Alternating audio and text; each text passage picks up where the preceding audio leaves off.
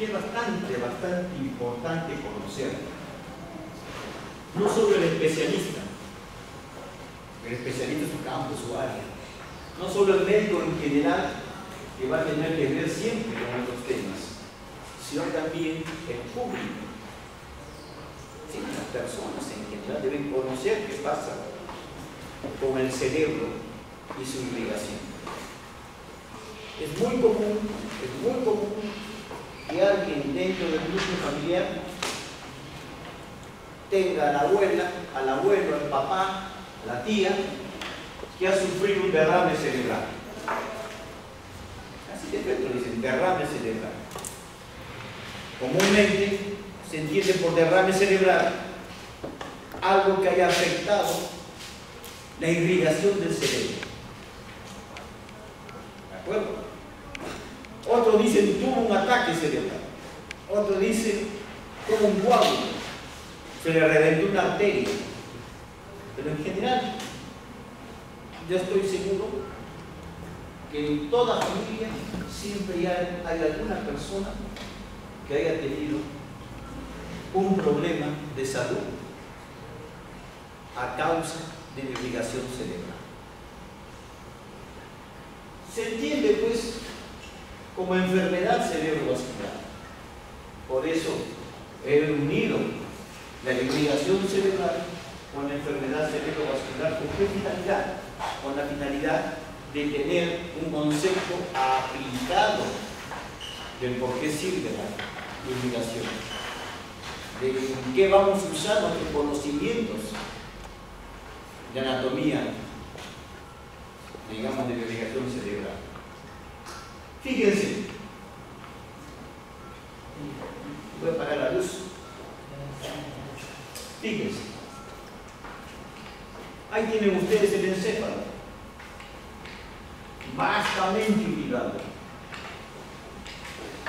Todos los órganos de la economía, todos los órganos del cuerpo, y no solo los órganos, todo lo que forma el cuerpo humano tiene irrigación, le llega sangre.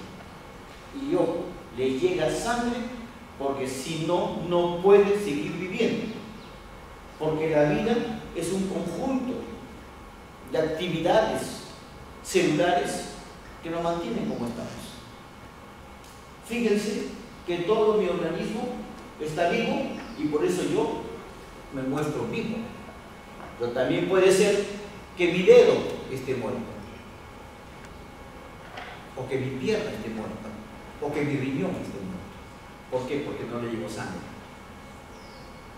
Es decir, la sangre se distribuye a través del sistema circulatorio por todos los confines del cuerpo humano. La diferencia en qué va a estar, de que hay órganos que requieren más sangre que otros, de que hay estructuras que pueden estar un tiempo sin sangre y otros casi ningún tiempo sin sangre. Es decir, yo me pongo un torniquete acá y bueno, 1 hora no tengo problemas con el miembro inferior, pero me pongo un torniquete en la carótida y a los 3 minutos ya tengo problemas con el cerebro. ¿Se dan cuenta? ¿Y eso qué cosa es? Es la importancia pues de la irrigación cerebral. A medida que los órganos se hacen más complejos, su actividad es mucho más, digamos, elaborada, requiere mayor circulación, mayor sangre. El cerebro es, digamos, el plus ultra de los órganos. Es el más sofisticado de los órganos. Más aún, es el que mantiene activo al organismo. Por lo tanto, requiere de irrigación. Y de mucha irrigación, mucha sangre. Y el cerebro, ya por la costumbre decimos cerebro, pero ya sabemos que todo lo que está dentro de la cabeza es el encéfalo, se llama encéfalo. O sea, hablemos con propiedad. El encéfalo está irrigado por 2 sistemas vasculares. Uno que está adelante y otro que está atrás, lo que se llama un sistema anterior y un sistema posterior. Pero lógicamente, por la ley de la simetría, estos sistemas son dobles, es decir, hay uno derecho y otro izquierdo. Y si nosotros nos ponemos a contabilizar exactamente, bueno, el encéfalo está irrigado por 4 vasos fundamentales y únicos. 2 anteriores las carótidas, 2 posteriores las vertebrales. ¿De acuerdo? Pero también un detalle, los 4 vasos salen no directamente del callado aórtico, pero son los primeros elementos vasculares que están saliendo de la aorta, porque ustedes saben que el primer vaso que sale de la aorta, ¿cuál es? Las coronarias. Es decir, el corazón asegura su irrigación para seguir funcionando. Su primera arteria son las que van al corazón. Y después, estos vasos son los segundos que salen, que van a irrigar todo lo que está por encima de la cintura escapular. Entre ellos particularmente el encéfalo. Entonces hablamos del sistema carotídeo, el sistema carotídeo y el sistema vértebro-basilar. Sistema vértebro-basilar. Una consideración: estos vasos que irrigan el encéfalo, al igual que todos los demás vasos que irrigan órganos, como el corazón, como el riñón, como el hígado, son vasos terminales. ¿Qué significa? Que si ese vaso se oblitera, el territorio al cual está destinado deja de tener sangre. ¿De acuerdo? Y si no tiene sangre ese territorio, se muere. Así de simple. Se muere. Ese hecho se denomina infarto. La carencia de sangre, la ausencia de sangre, genera la muerte del tejido. Ese proceso se llama infarto. Y el tejido muerto se va a la necrosis. ¿De acuerdo? Provoca la necrosis del territorio vascular. Y se acabó el tema, porque ese tejido no más vuelve a funcionar. Nunca más vuelve a funcionar. La diferencia está que hay órganos en los cuales el infarto, que ya podemos hablar con propiedad, pasan desapercibidos, porque el resto del órgano sigue funcionando. Pero hay órganos que si se provoca un infarto, por lo general trae grandes problemas, como el caso del corazón. Que si la arteria que irriga el haz de His, por ejemplo, o que irriga el ventrículo izquierdo, todas las ramas que van hacia el ventrículo izquierdo, o al tabique que está como el haz de His, por ejemplo, digamos, se infarta mal la necrosis, el corazón tiene grandes problemas y lo más probable es que deje de funcionar. Entonces el individuo se muere. Pero por ahí se le tapa una arteria polar del riñón, pasa desapercibido. Por ahí se tapa una arteria que irriga parte del lóbulo frontal anterior, el polo frontal, a lo mejor pasa desapercibido o desapercibido. Digamos que el problema. Pero si de repente pues me pasa una arteria, la arteria que corresponde a la cápsula interna, que va a irrigar la cápsula interna se queda sin sangre, se produce la necrosis del tejido y ese individuo tiene una parálisis de medio cuerpo. Se tiene que ver también con la función del territorio afectado. Ustedes están viendo que estoy hablando de que la arteria se tapó. Estoy hablando de que son ramas terminales, que significa que el territorio afectado no es ayudado por los vecinos. No le dice al vecino, oye, toma un poquito de sangre para que te salves. No. Ese territorio como dicen los muchachos ahora, ya fue. Ya fue, pues. Ya se murió. Y estamos hablando de problemas en los cuales se tapa el vaso. Pero también hay problemas en los cuales el vaso se rompe. Se rompe el vaso. Y se entiende que de acuerdo al calibre del vaso que se rompe, sale más sangre o menos sangre. ¿Se entiende o no se entiende eso? Yo me corto la femoral acá y a lo mejor en 5 minutos me muero porque me desangro. Hago un shock hipovolémico. Y va a haber en el piso un charcazo de sangre. Y llega el fiscal con los médicos legistas y ve un charcazo de sangre. Y al toque es el diagnóstico. Pero de repente se tapa un vaso muy chiquito. Perdón, se rompe un vaso muy chiquito. Sangra.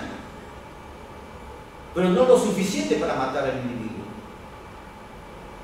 Todos esos bemoles hay, todas esas posibilidades existen en la enfermedad cerebrovascular. Por eso, no existe un paciente igual a otro. ¿De acuerdo? No existe un paciente igual a otro. Y en el sistema nervioso, cuando la sangre abandona su conducto, provoca las hemorragias cerebrales. Algunos autores también le llaman derrame, pero le dicen derrame a todo lo que afecta al sistema nervioso de manera súbita, de manera brusca. También se le conoce con el nombre de ictus.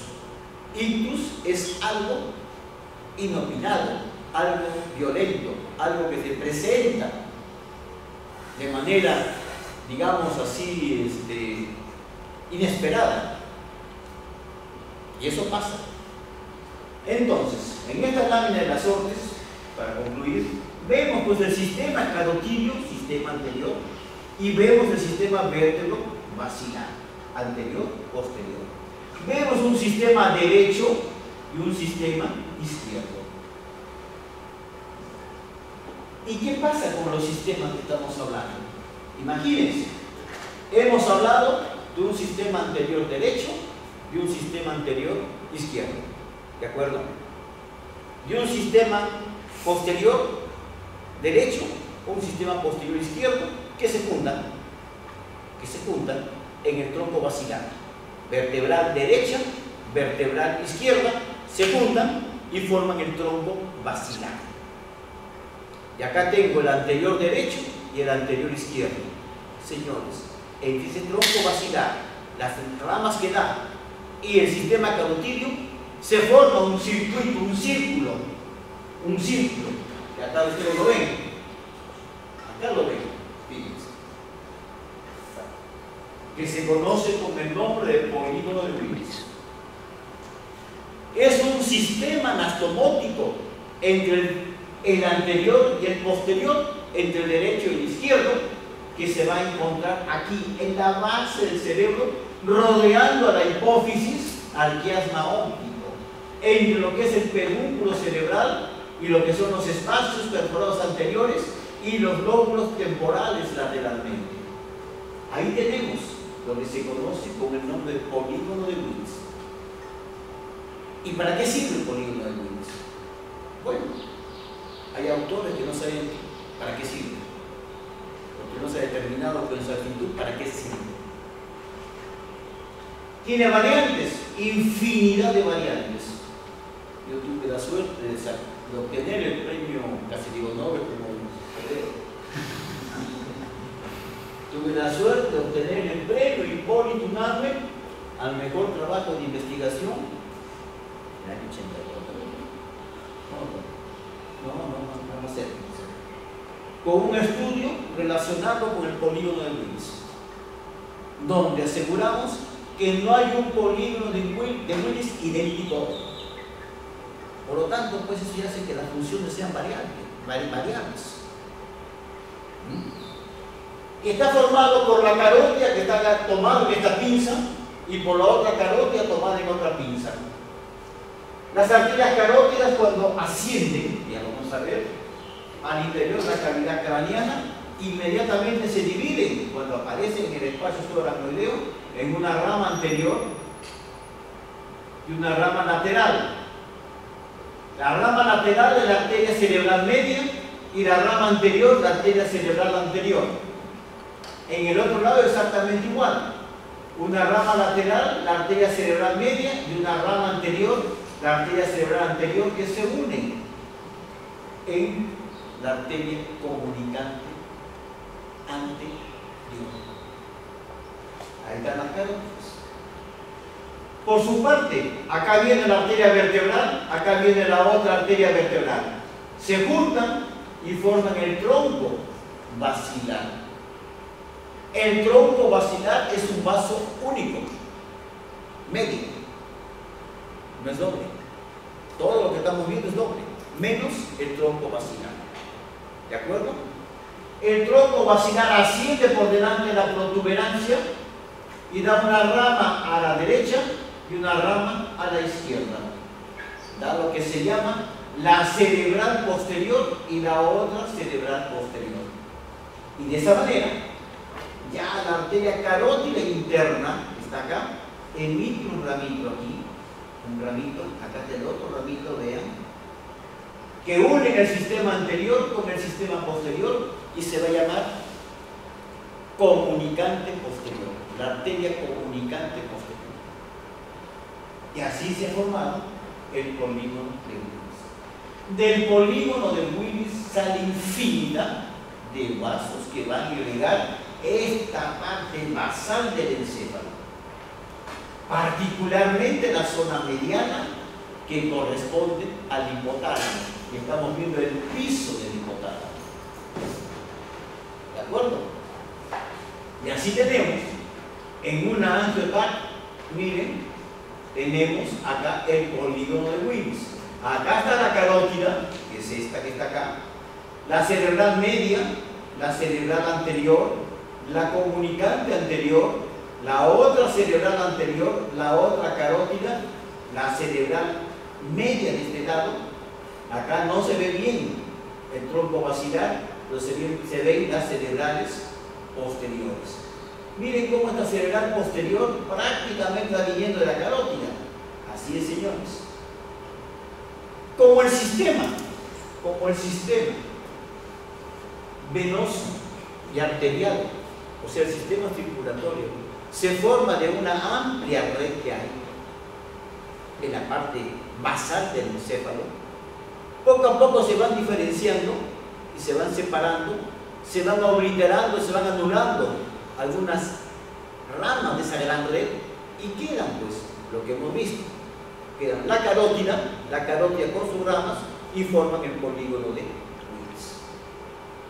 Eso no quita que a veces pues esa resolución que tienen estos vasos sea exactamente igual a la otra y se van a dar lo que se llaman variantes o variables de la formación del polígono de Willis. Hay casos, creo que en el 30% fue lo que establecí yo en algún momento, en que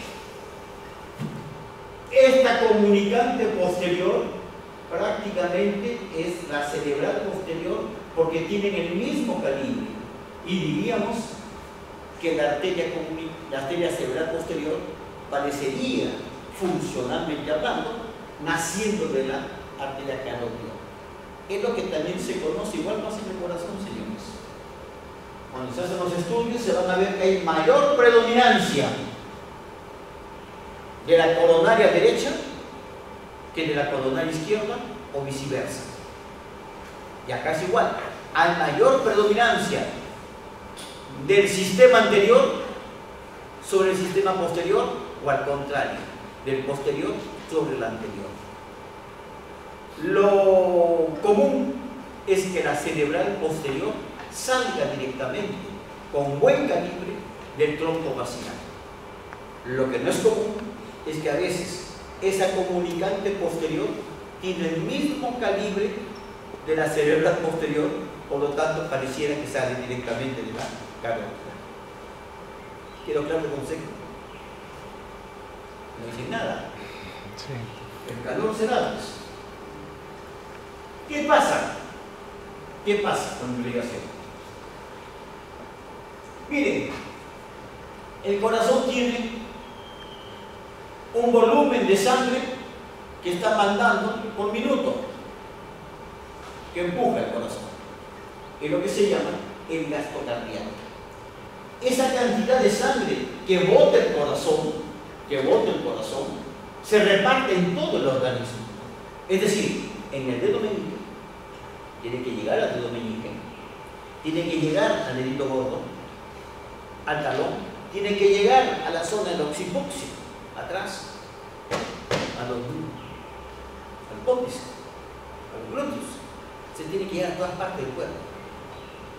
Sin embargo, señores, del 15 al 20% de toda esa sangre se distribuye en el encéfalo. Miren, el 20% de la sangre total del organismo es para el encéfalo. ¿Y saben cuánto pesa el encéfalo, Cornelio? Yo que tengo 70 kilos ahora, cualquiera diría que tengo un cerebro bien. Mi cerebro no pesa más de 1,5 kilos promedio. Es decir, 20% de sangre para 1,5 kilos de volumen y 80% de sangre para 68,5 kilos del resto del cuerpo. ¿Qué nos dice eso? ¿Qué nos dice? Que el cerebro está en constante actividad, en constante funcionamiento, como así es como lo vemos, lo sentimos acá. Y por eso requiere mayor insumo para mantener esa actividad, que es el oxígeno y la glucosa. O sea, el cerebro se gasta el 20% de la sangre total que manda el corazón a todo el cuerpo. ¿Quedó claro el concepto? Sí. Miren, recibe aproximadamente entre 70 y 80 mililitros de sangre por cada 100 gramos de parénquima por minuto. Miren una cantidad de sangre, por Dios. También recibe glucosa y ya dijimos oxígeno. Está recibiendo 100 miligramos de glucosa por minuto y 50 mililitros de oxígeno por minuto.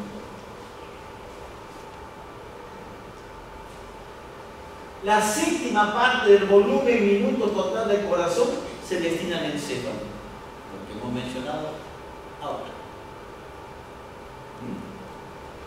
El peso del encéfalo corresponde al 1,50 del peso total del organismo. Y sin embargo, tiene un flujo sanguíneo cerebral de 54 a 60 centímetros cúbicos por 100 gramos de tejido cerebral por minuto.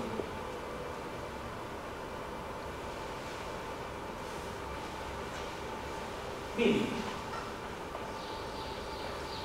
acá tienen ustedes, en esta imagen, el polígono de Willis. Ahí está una vértebra. Ahí está la otra vertebral. Acá se han unido, forman el tronco vacilar. Miren cómo de las vertebrales salen ramas que van a ir a irrigar al bulbo y en parte irrigar el cerebelo.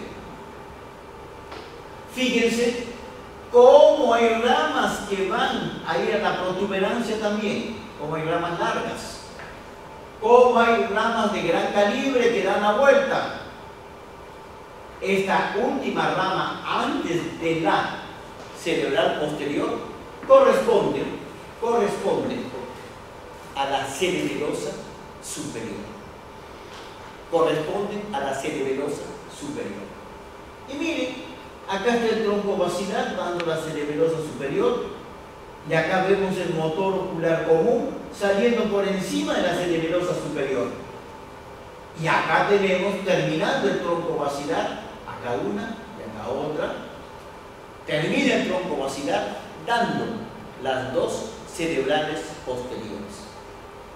Acuérdense, repito, el sistema anterior o carotidio va a dar la cerebral anterior y la cerebral media. El sistema vertebral posterior o vértebro vacilar va a dar las dos vertebrales que se juntan en el tronco basilar, y este tronco basilar es el que termina dando la cerebral posterior. Es decir, que el cerebro chirriga por la cerebral media, la cerebral anterior y la cerebral posterior. ¿De acuerdo?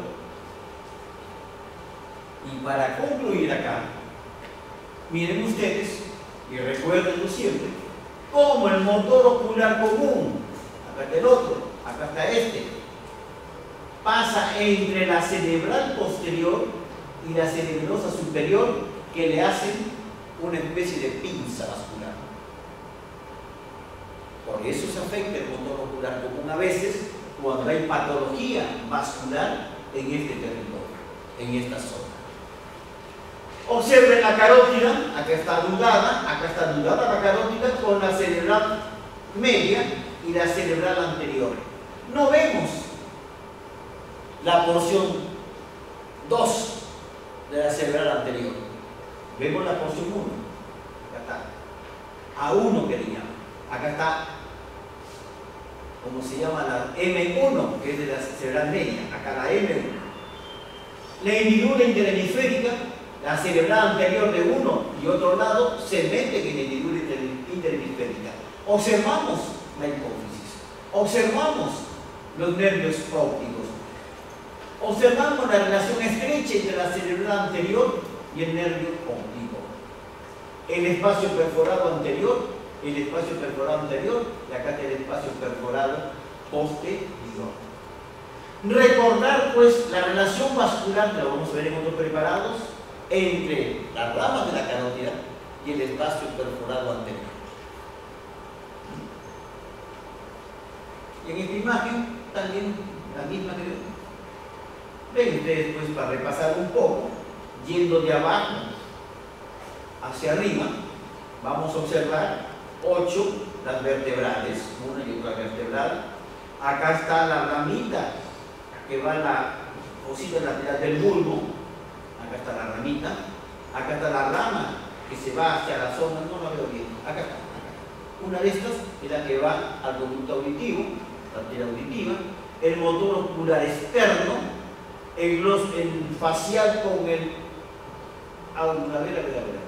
sí, el facial con el, ¿cómo se llama? El auditivo, el intermediario de Brisbane. Acá está el gloso faríngeo con el neumogástrico espinal en esta zona, motor ocular común, externo, motor ocular externo, el trigémino, acá está tronco basilar, la cerebrosa media, acá está la cerebrosa superior, acá está viniendo el patético, viene del otro lado, viene el patético de atrás, el motor ocular común, la comunicante posterior, miren la comunicante posterior, la hipófisis, el tubérculo mamilar, el óvulo temporal, la cara interna, el uncus, el hipocampo, el nervio olfatorio, la cara inferior del lóbulo frontal o cara orbital. ¿De acuerdo? Y aquí vemos la tomografía, el angiotomo. Vemos el tronco basilar dando sus 2 cerebrales posteriores. ¿De acuerdo? Vemos la arteria carótida dando la cerebral anterior, miren, cerebral anterior de este lado y la cerebral anterior del otro lado, y se juntan ahí mediante la comunicante anterior. Vemos la cerebral media y la otra cerebral media. Y así se ha formado el polígono de Willis. No hay lleno de la comunicante posterior porque es muy delgada y a veces no se logra el lleno. Lo sabemos que está acá. Ahí se ve alguna filita, alguna cosita. Y vemos ya el retorno venoso aquí en la gran prensa del ófilo. Aquí en el polígono de Willis. Y esta imagen hay que hacer honor al profesor que la hizo, el doctor Palomino. Me estoy olvidando el nombre de Palomino, ahorita no se me ha ido el nombre. Médico piurano, paisano de Castacao, si no me equivoco, que trabajó años como anatómopatólogo del Instituto de Ciencias Neurológicas, antiguamente conocido como Santo Toribio Montoro. Todos los cerebros que ven ustedes ahí, visiten el museo, todos, y faltan, fueron trabajos de este doctor Palomino. No han sido trabajos del actual director, del director anterior. Ellos recibieron, y lo que hicieron fue poner en valor, pero se olvidaron de decir que no hizo. Y ese es mi homenaje al doctor Palomino. El tema de robarse la propiedad intelectual no es de ahora, con la raza diferente. El robo de la propiedad intelectual viene desde muchísimos años, toda la vida. Y por eso para mí es un homenaje y un honor mencionar que el trabajo del doctor Palomino no es mío, el doctor Palomino. Y para terminar la información, profesor de esta universidad. Bueno, pero acá también lo hemos olvidado. Bueno, miren, tenía una paciencia para disecar. Miren cómo han separado el polígono de Willis del resto del encéfalo. Acá está la basilar. Observen la basilar. Observen la cerebral posterior. Perdón, la cerebral posterior es esta. La cerebelosa superior. Miren, cerebelosa superior, cerebelosa superior. Pero miren, acá está la carótida. Acá está la cerebral anterior, la otra carótida, la otra cerebral anterior, acá está la comunicante anterior. Y acá viene, miren el calibre que tiene la comunicante posterior. Y continúa como cerebral posterior. Y miren, esto que vendría a ser realmente la cerebral posterior en su origen. Apenitas. Mayor predominancia entonces del sistema carotidio en la formación de la cerebral posterior del lado derecho. Y acá es parecido también. Acá está la comunicante posterior y acá está la cerebral posterior. Miren el origen de la cerebral posterior en el tronco basilar, muy pequeño. La cerebral media, la cerebral media. ¿De acuerdo? Seguimos. Estos sí preparados nuestros. Observen el detalle. En primer lugar, también ustedes la hipófisis. Y acá, señores, la neurohipófisis. Es bastante difícil lograr a veces preparados en los cuales puede verse la hipófisis con su tallo pituitario, con su porción anterior, la neurohipófisis, y su porción posterior, que es la neurohipófisis.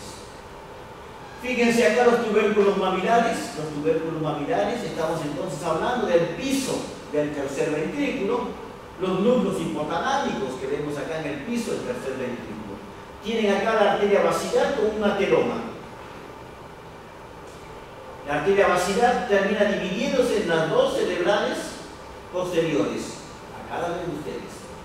Previamente ha dado la cerebelosa superior.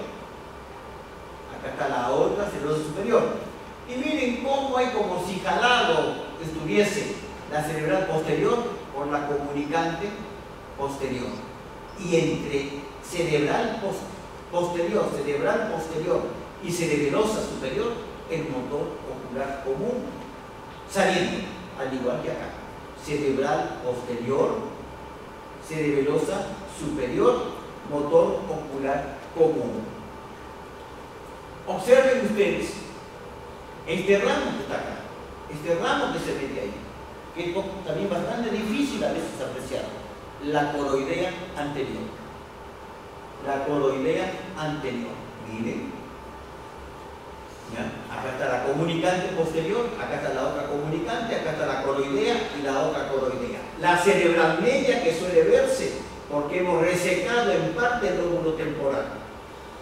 Y miren, este trayecto de la cerebral media, de aquí hasta que se divide, este es el sector o el segmento M1 de la cerebral media.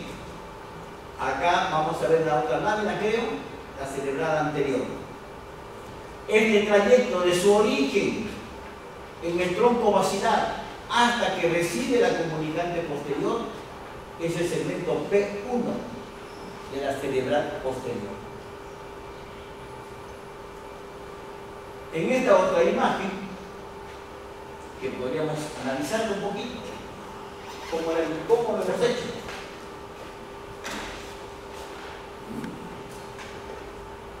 ¿Cómo hemos hecho? Para aquellos que están entusiasmadísimos con un método clínico.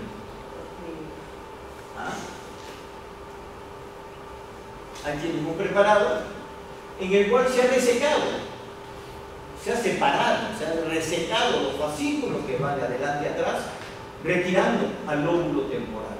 Hemos retirado el lóbulo temporal. Hemos rebanado un poco el lóbulo frontal para ver la cerebral anterior. Miren, la cerebral anterior. Acá está el quiasma. El quiasma lo hemos dejado intacto, pero al sacar el lóbulo temporal, observamos el trayecto de la cerebral media en el interior del valle de Silvio. Y miren cómo la cerebral media termina después de un trayecto horizontal dando 2 o 3 ramas del tridente, decían los clásicos. ¿De acuerdo? Es el segmento M1 que le llaman. Miren la cerebral posterior. Acá está la cerebral posterior y cómo da la vuelta al pedúnculo y se mete en el lóbulo occipital, pero previamente da un conjunto de ramos que se van al interior del ventrículo lateral, prolongación temporal, que se conocen con el nombre de vasos coroideos posteriores. Porque ya hablamos de la coroidea anterior que estaba por aquí. ¿Ya? Estos son los coroideos posteriores, son varios filetes vasculares. Acá está el motor ocular común. Acá está el plexo coroideo en la prolongación temporal de los ventrículos laterales. Y acá tienen ustedes al cerebelo, a la protuberancia. Los pedúnculos no los vemos, que están tapados por los vasos. En el cual observamos, pues, de que toda esta parte inferior del cerebelo está irrigado por una rama que nace de la vertebral. Una rama que nace de la vertebral. ¿De acuerdo?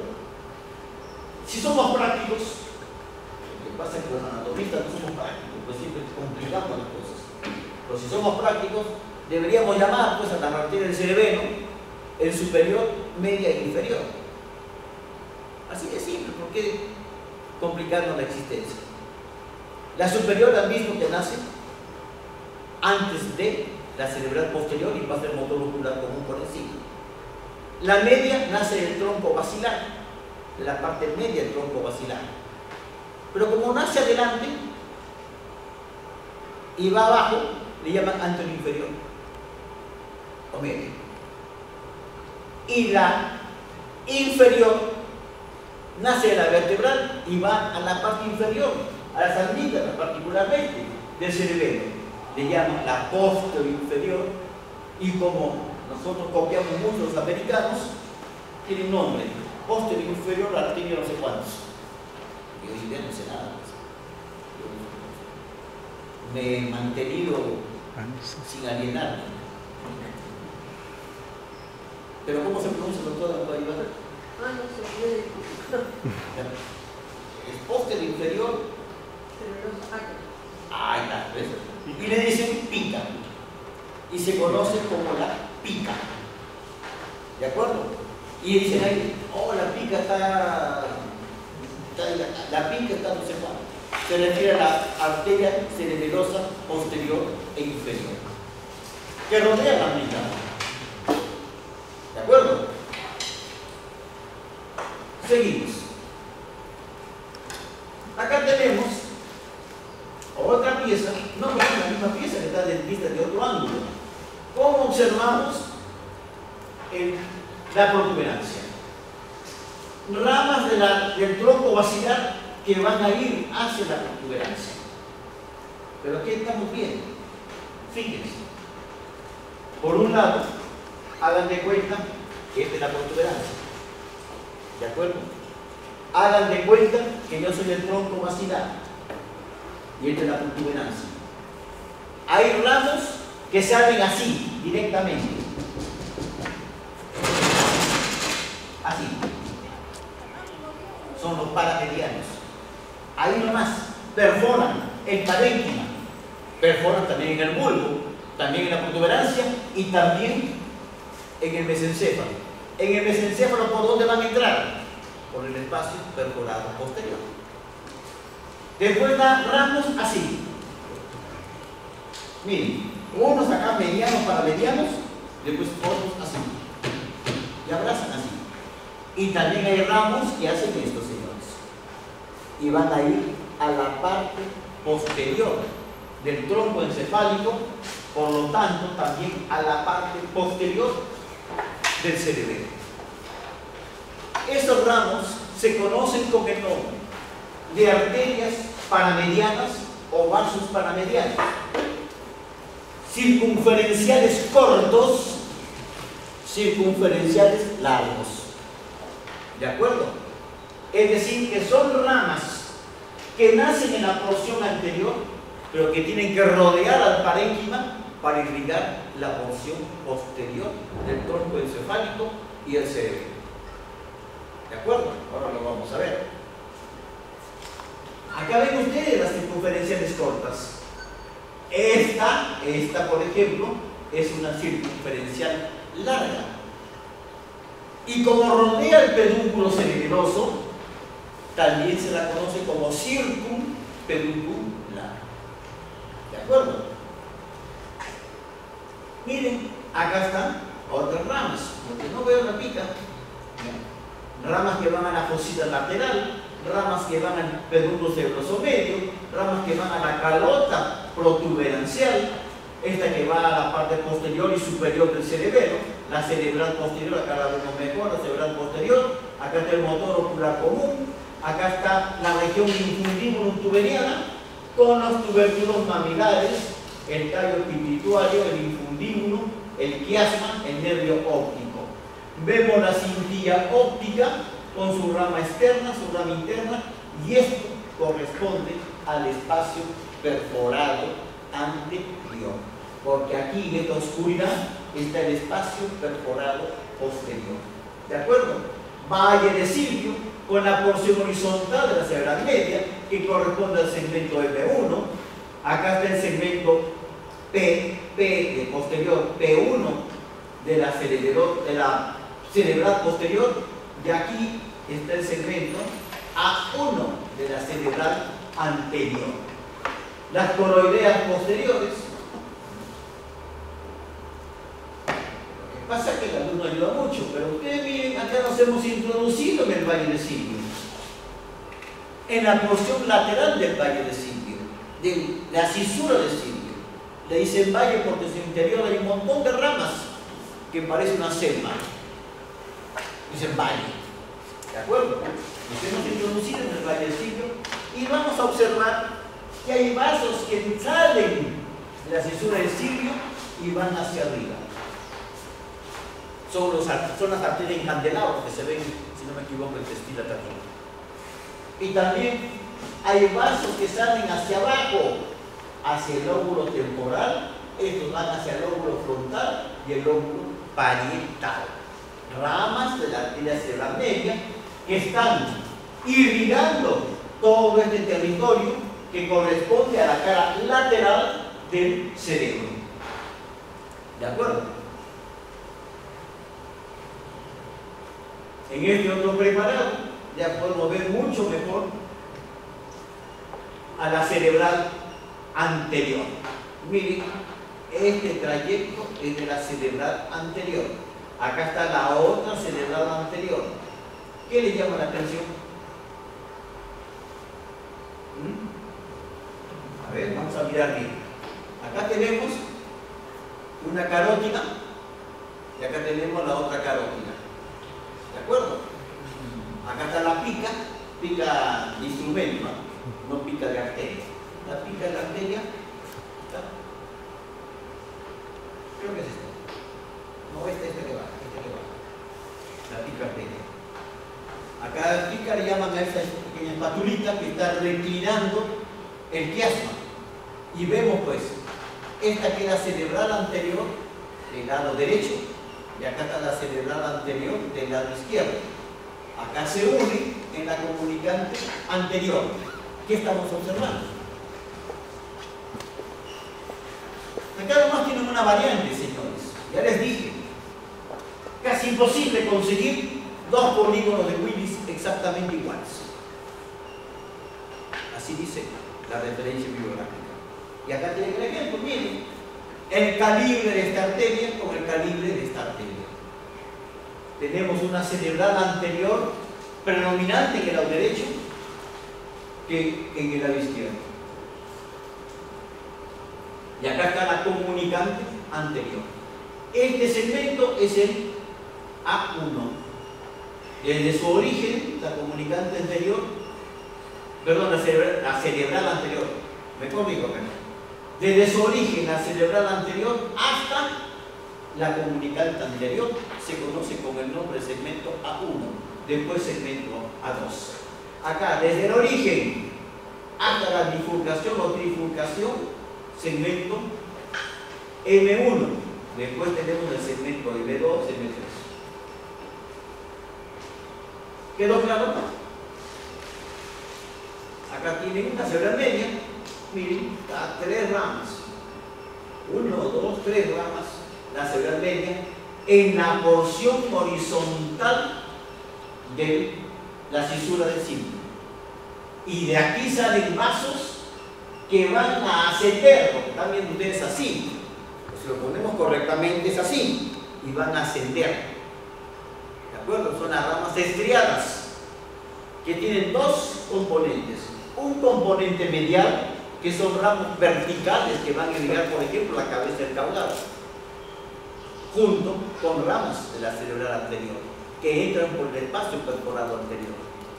Pero también cuando la arteria cerebral media se hace lateral, salen arterias casi horizontales que van a irrigar la parte externa del núcleo reticular y todas esas áreas. Son las estriadas laterales.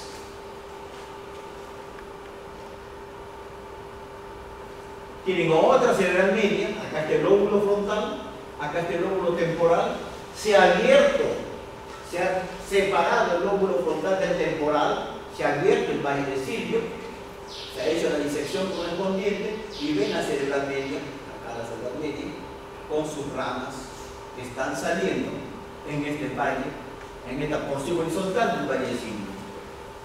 El motor ocular común nuevamente, el tronco basilar, esta es la arteria auditiva, ahora la arteria que va a la fosita lateral, trigémino, acá están el 7 y el 8, auditivo y facial, 7 no, facial y auditivo, al revés. ¿De acuerdo? Esta es la disposición clásica, 3 ramas, tridente como si fuese un trinche del diablo, así dice. ¿Bien? Cerebral media. En esta otra que ya creo que lo hemos visto en otro ángulo, fíjense pues cómo da todo un rulo. Acá sale la arteria, miren cómo se mete, da cada vuelta y aparece por acá. Esa es la pinta característica. Incluso rodea al lóbulo, al segmento amigdalino del cerebro.